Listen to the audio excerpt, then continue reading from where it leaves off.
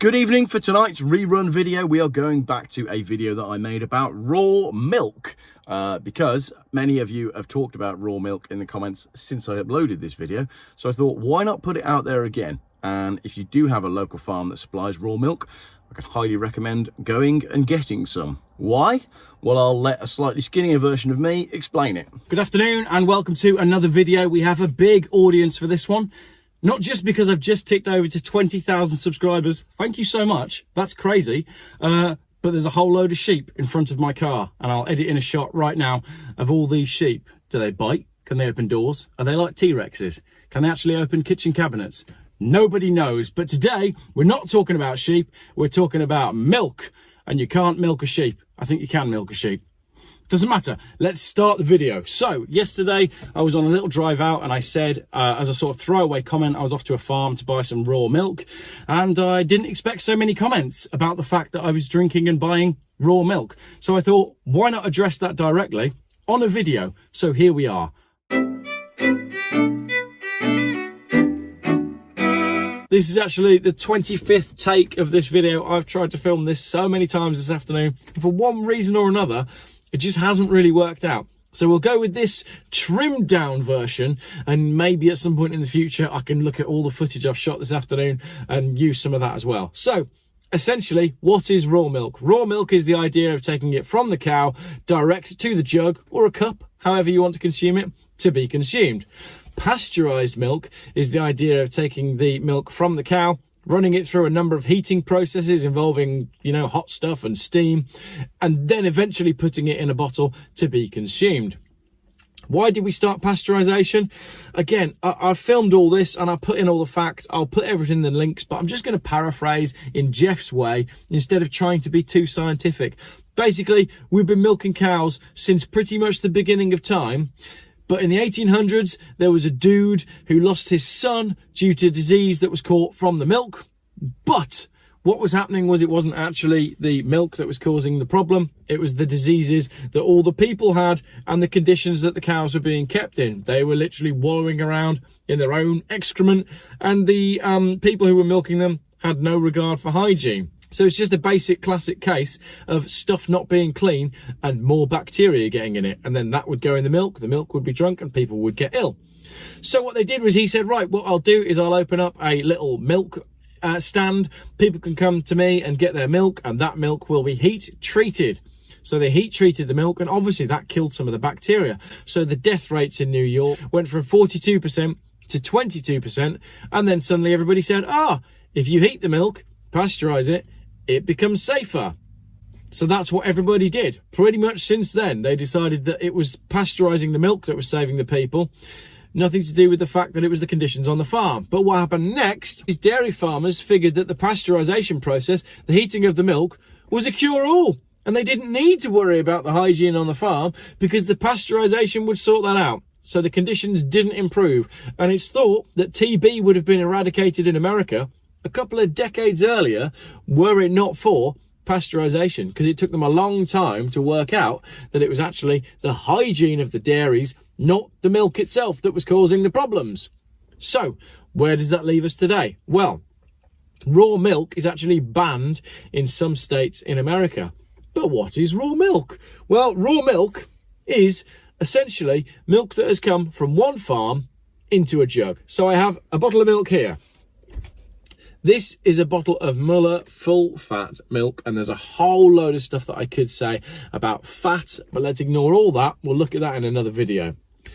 This milk has been sourced from a trusted community of more than 1,300 British dairy farms. Okay, so what that means is Muller buy their milk from 1,300 different farms. One bloke goes round in a little van, collects all the milk from 1,300 farms, puts it all in a giant pot, and then that giant pot is treated and pasteurized and heated again to get the milk that tastes like Muller full fat milk, because it's homogenized, which means all that milk is made the same. That's what homogenized mean. So now that I'm home and in my edit suite, you may well hear the children playing Lego in the background, but I missed out a really key part of this. Pasteurisation destroys nutrients such as vitamins B12, B6, C and A and beneficial bacteria, as well as denatures delicate milk proteins and vital enzymes. Because of the denaturization of proteins and the destruction of enzymes, pasteurised dairy promotes the growth of pathogens and potentially harmful bacteria. Those same bacteria are not harmful in raw milk. Homogenisation has been called the worst thing dairymen have done to milk. Homogenisation filters and presses milk fats at 4,000 pounds per square inch, which causes a reduction in the size of fat globules. This process oxidises milk fats, making them carcinogenic and toxic to the body. Homogenisation causes a release of an enzyme, xanthine oxidase, which is harmful once artificially broken down into a smaller state. Xanthine oxidase has been shown to adhere to arterial walls and is identified as causative in heart disease. It's homogenised and pasteurised, so when you're drinking Muller milk, how many different cows are you drinking the milk from? No idea, there's literally no way of knowing. However, like a single malt whiskey, there's the whiskey link, that explains the bottle on the back. Raw milk, you see the label for raw milk there? I've just nicked the label because the rest of it's in my fridge. Straight from the cow, literally comes straight from the cow. So you've got a difference between the milk that is in my straight from the cow bottle has come from a couple of 3 cows or however many they've got on that farm, but it's come from one farm, and I visited that farm to buy my milk. My Muller milk, it's come from 1,300 different farms, and it's been homogenised and pasteurised and treated. So there we have it. Raw milk is thought to be dangerous because in the old days, the people that were producing the milk were incredibly unclean. Tractor! Pasteurised milk is thought to be safe because in the old days, when they heated it slightly, they did kill off some of the bacteria that was in the milk that shouldn't have been in the milk in the first place. Another thing that I ought to say is the sugars, milk is, there's a lot of sugar in milk. The sugars that are in raw milk are very different to the sugars that you have in pasteurised milk. Your body processes them differently. Think of it like normal sugar and high fructose corn syrup. We know that high fructose corn syrup makes us fat. We know that high fructose corn syrup makes us ill. Dr. Weston A. Price says milk contains a lot of sugar, but milk sugar, called lactose, doesn't have the same poisonous side effects as regular sugar or sucrose. It's more slowly absorbed into the bloodstream, so it doesn't jolt the pancreas into over-secretion of insulin, which leads to hypoglycemia and eventually diabetes. That's raw milk. On the other hand, after pasteurisation, you have a different story.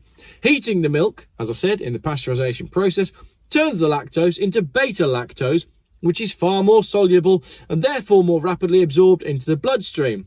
The sudden rise in blood sugar is followed by a fall, leading to low blood sugar, hypoglycemia, which induces hunger. If more milk is drunk to satisfy the hunger, the cycle is repeated. Hyper to hypo, hunger, more milk. The end result is obesity. Obesity has become one of the most common diseases of childhood, and pasteurised milk makes you fat. Raw milk does not. Not my words, the words of Dr. Weston A. Price from his masterpiece, Nutrition and Human Degeneration. Do a little bit of reading on the foods that you're eating. It is absolutely shocking what you'll find. Dairy has been demonised in recent years. For example, you have butter, full, pure, raw, proper fat butter, being replaced by margarine. Margarine is one molecule away from plastic. You've got original traditional cooking oils, your tallows, your fats that come from beef animals, right? Being replaced by seed oils. Seed oils are horrendously bad for humans. They absolutely cause cancer, and they are in everything. Go to the shop and try and buy some bread that doesn't have palm oil or rapeseed oil in it. Just trying to buy some burger baps for the kids. Rapeseed oil, rapeseed oil, rapeseed oil, rapeseed oil, rapeseed oil, rapeseed oil, rapeseed oil. You can't buy anything that doesn't have rapeseed oil in it.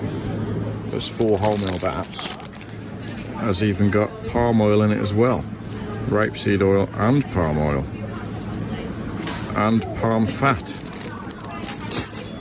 This stuff is causing cancer. The foods that we are eating, these globally produced, homogenized, cheap to produce foods, are making us ill as a nation. We could sort the health of the nation out if we could just sort out their diet. That got a little bit ranty, didn't it? I've got more to say on this nutrition stuff. I do have another video coming. I've got to go and collect my kids from school. And part of the reason this video has been a bit rushed is because my phone rang halfway through and I had an hour-long conversation with a farmer from Pembrokeshire. He is not a conspiracy theorist because all of the conspiracy theories have started coming true. We have a major problem coming within the farming world, and I'm going to go make a video on that with him, hopefully in the coming weeks, if I can pin down these busy farmers, to understand how what the World Economic Forum is saying is translating into local government policy, and it's directly impacting the stability of food in this country. He said to me, we are 3 meals away from civil unrest. This is highly concerning stuff. Do what you can to support your local farmer. Go and find yourself some raw milk because it's really tasty. Honestly, it's so good. We are spending more money on food because we're going through more milk because we like it more. And I used to be vegan. I used to be the person that would say, milk is what turns a small cow into a big cow, and you're going to drink that. That used to be me. I used to be an arsehole vegan. Now all I do is eat meat and talk about the benefits of raw milk. Wow, what a transformation. And what a terrible video. I'm really sorry for the fact that this video wasn't perhaps as good as some of my others. You got to blame Phil from his ULEZ thing because he kept phoning me. You got to blame the farmer, and you got to blame all these sheep for creeping me out. Right, the book that I was reading from is The Raw Truth About Milk, formerly The Milk Book. William Campbell Douglas II, MD, medical doctor. Was this book already on my shelf? Yes, because I have a fantastic wife who does her research about the food that she feeds her family. And she used to be vegan as well, and we felt like we were sold down the river. And I tell you what, we look back at our wedding photos when we were vegan and we go, what a pair of unhealthy, skinny, weedy looking people we were. Veganism, it's not good for you. I had another conversation with a botanist this morning. There's another video coming on this as well. He was a vegan for 30 years, and what did it cost him? 3 teeth. He lost 3 teeth to veganism.